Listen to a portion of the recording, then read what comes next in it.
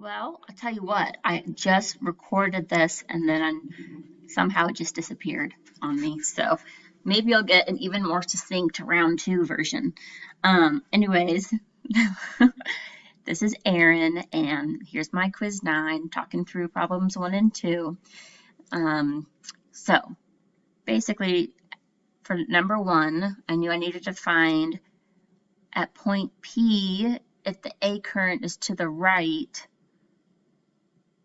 what's the magnitude and direction of the net magnetic field produced by the wires? So at point P is what I call, so point P, I have the magnetic field of this wire and then of that wire. So they have all their information, like the dimensions given. So dimensions and amps. So I know to plug them into this formula, nu naught I over 2 pi r.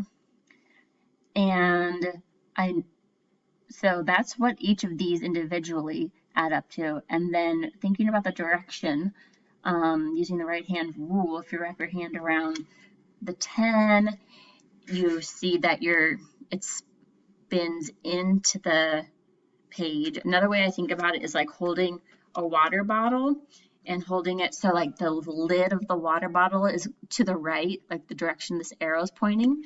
And then if I need to unscrew it,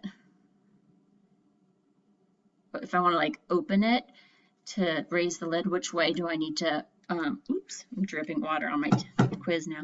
Which way do I need to screw like the threads of the water bottle lid? And so it's into the page, and then that's the same case with this one right here. It's into the page.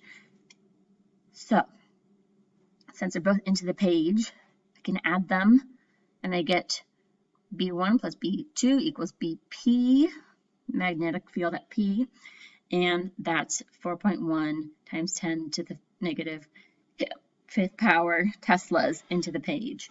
And so since it's literally symmetrical, when I'm doing this for point Q, I intuitively like make sense that it's just going to be the same magnitude but the different direction.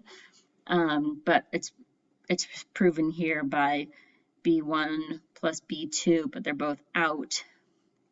So it's the same magnitude, but it's out of the page. Okay, voila. Bon appetit.